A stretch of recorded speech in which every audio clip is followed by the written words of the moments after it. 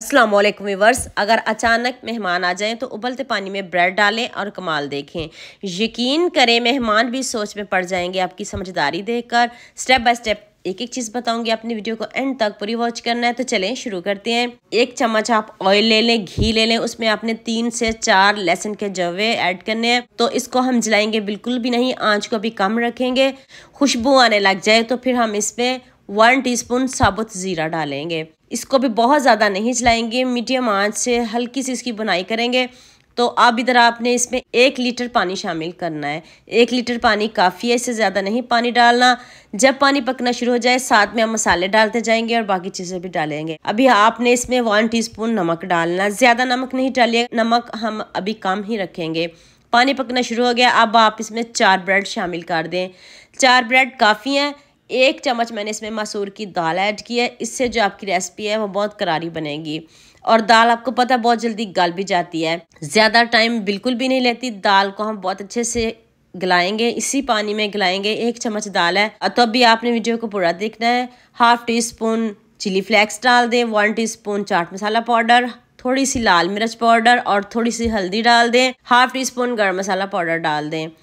तो अब आपने इसको इतना पकाना है जब तक ये बैटर फोल्ड होना शुरू ना हो जाए।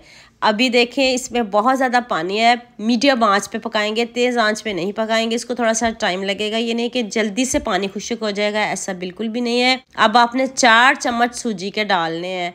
4 ब्रेड हैं तो 4 चम्मच सूजी काफ़ी है, इससे ज़्यादा नहीं डालिएगा वरना फिर सूजी का ही फ्लेवर आएगा। तो अब आपने सूजी को भी बहुत अच्छे से पकाना है। अभी 5 से 7 मिनट लगेंगे इसको पकने में, जल्दी बिल्कुल भी नहीं करिएगा। तो यहाँ मैं आपको याद दिला दूँ, अगर आपको मेरी रेसिपीज़ पसंद आ रही है तो जल्दी से मेरे फेसबुक पेज को भी फॉलो कर लो और साथ में मुझे यूट्यूब पे भी सब्सक्राइब कर दो। ये आपकी तरफ से प्यार होता है, मोहब्बत होती है, खुशी होती है कि आपको मेरी रेसिपीज़ पसंद आ रही हैं। अब आपने इसमें दरदरा सा कूट के मैंने धनिया ऐड किया, पाउडर नहीं कूट के ऐड किया है। आप हल्की सी इसकी पहले बुनाई करें फिर इसको कूट के डालिएगा, इससे बहुत अच्छा फ्लेवर आता है। और साथ में मैंने पेपरिका पाउडर थोड़ा सा शामिल किया, अगर है तो ठीक, नहीं है तो इसको स्किप कर दें, इसके बगैर भी बन जाएगा। देखिए बैटर फोल्ड होना शुरू हो गया। जब इस तरह का बैटर हो जाए तो फिर हम इसमें 1 प्याज मीडियम साइज़ का चॉप करके डालेंगे। बारीक बारीक चॉप करना है, जैसे आप अंडे के लिए चॉप करते हो वैसे ही चॉपिंग चाहिए, मोटा बिल्कुल भी नहीं कट करिएगा। तो अब इसको और पकाएंगे, अभी थोड़ा सा पतला है, पहले पंखे के नीचे थोड़ी देर रख दें, जब ठंडा हो जाए फिर आप इसको फ्रिज में रखिएगा। खूब सारा सब्ज़ धनिया डाल दें। तो लीजिए जी, जो हमारा बैटर है ना वो डन है। अब इसको ठंडा करते हैं, इसको साइड पे करते हैं। अब हम बाकी की तैयारी कर लेते हैं। 2 चम्मच मैदा लेना, इससे ज़्यादा नहीं लीजिएगा। इसमें ना नमक डाला है, कुछ भी नहीं डाला, सिंपल मैदा। इसमें आपने इतना पानी डालना है, ना बैटर आपका पतला होना चाहिए ना गाढ़ा होना चाहिए। इसमें आपने आधा कप से ज़्यादा पानी डालना है। तो अब इस तरह का बैटर होना चाहिए। तो चलें, बैटर हमारा डन है। मैंने इसको पहले पंखे के नीचे रखा है, बाद मैंने इसको थोड़ी देर फ्रिज में रखा, ज़्यादा देर नहीं रखा। अगर ये आपका बैटर पतला हुआ तो फिर आपके कबाब बिल्कुल भी नहीं बनेंगे। बैटर थोड़ा सख्त होगा फिर कबाब बहुत अच्छे से बनेंगे। अपने हाथों को ग्रीस करना है, हाथों को ग्रीस कर लें और आप इसको बना के भी फ्रिज में रख सकते हो। तो ये ना समझिएगा कि आपसे ये नहीं बनेंगे, ज़रूर बनेंगे। आप बनाइएगा, आपको मज़ा आ जाएगा। सब्जियां आप अपनी मनपसंद की भी डाल सकते हो। आप मुझे जल्दी से ये भी बता दें मुझे किन किन मुल्क और किन किन शहरों से देख रहे हैं। मुझे बहुत खुशी होती है जब आपके फेसबुक और यूट्यूब पर खूबसूरत से कमेंट पढ़ती हूँ। आप सबका खूबसूरत कमेंट करने का बहुत बहुत शुक्रिया। और आप सबके लिए भी दिल से दुआ है मेरी, आप भी हमेशा खुश रहें और हमेशा मेरे साथ ऐसे ही जुड़े रहें।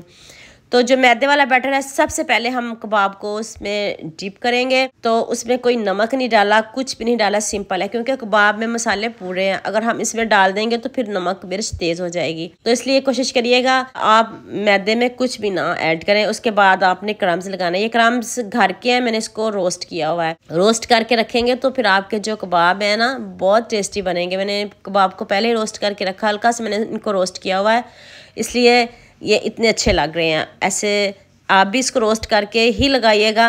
तो चलें, सारे कबाब रेडी हो गए हैं। पैन में मैंने ऑयल बहुत ज़्यादा नहीं लिया, आंच को हम मीडियम रखेंगे और सारे कबाब डाल देंगे।